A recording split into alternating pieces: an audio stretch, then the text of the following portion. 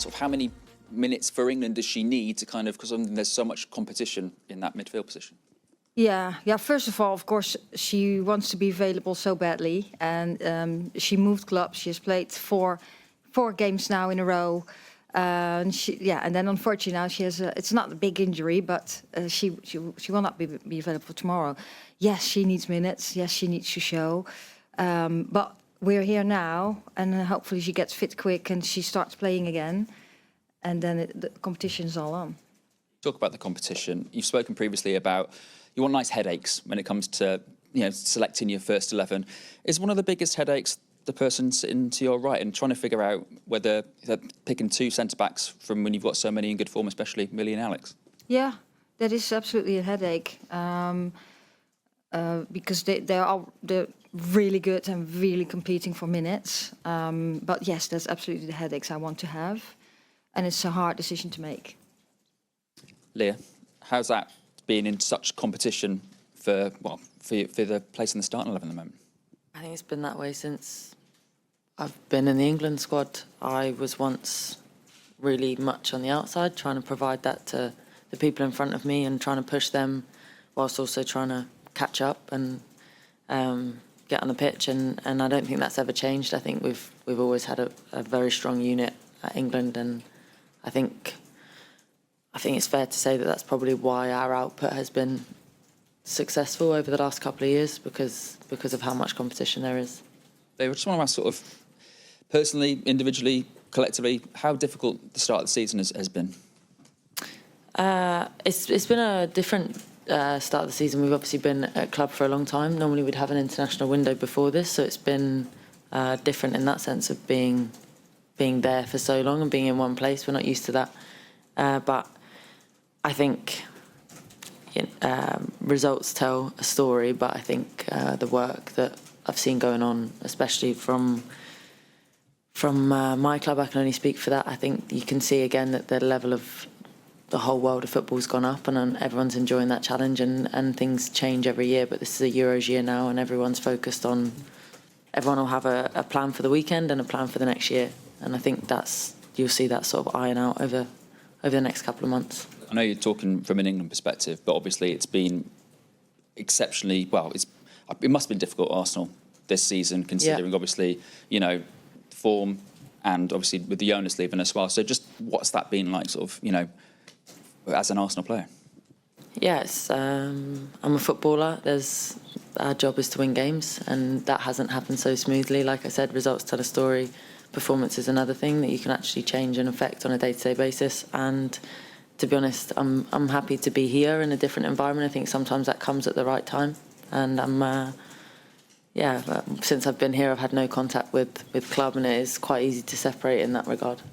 How much are you looking forward to, in that case, just getting some minutes in a different environment, potentially, with England this time around? Yeah. Well, that's the playing for your country. Everyone plays for a club so they can play for their country. So to be here in this environment is refreshing, obviously. It would be natural for that to be the case at this time.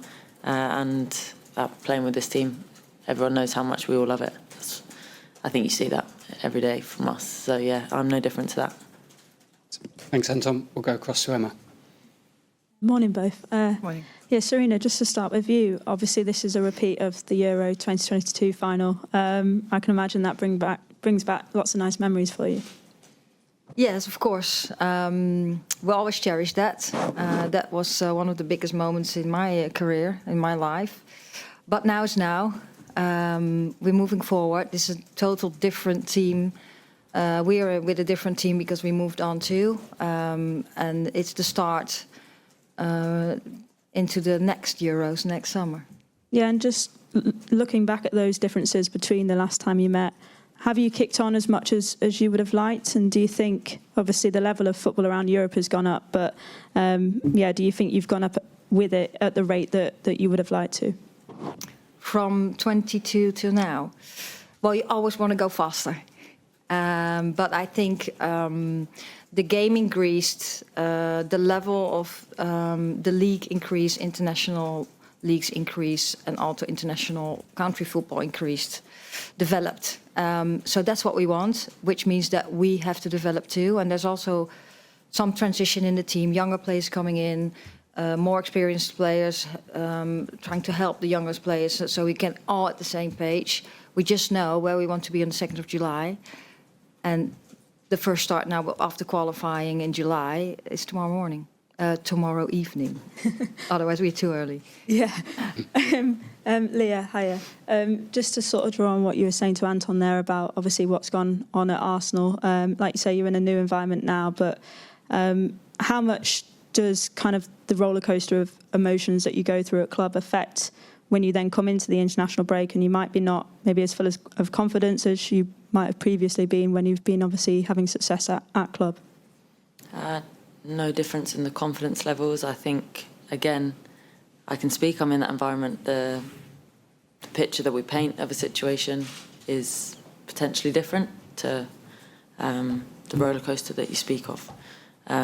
So we're all footballers, we've all been through many, many different scenarios, and now we're here with England, which is has been a consistent environment, at least for the last couple of years, so it's nice to be back. And like I say, it's been a long time away.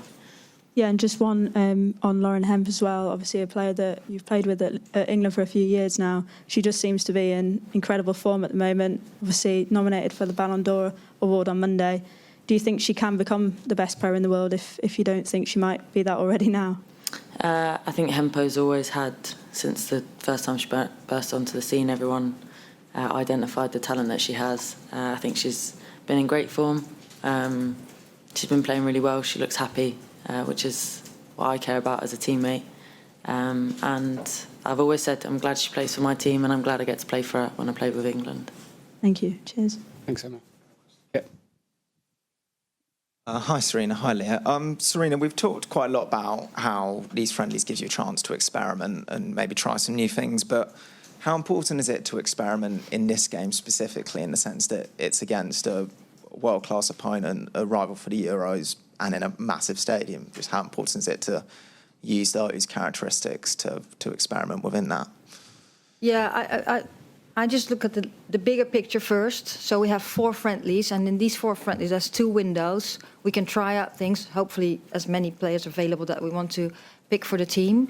And yes, then it's really important to have this occasion too, against Germany, top level team at Wembley, and to try out things, to get information about us as a team, where we are right now, and our individuals moving forward.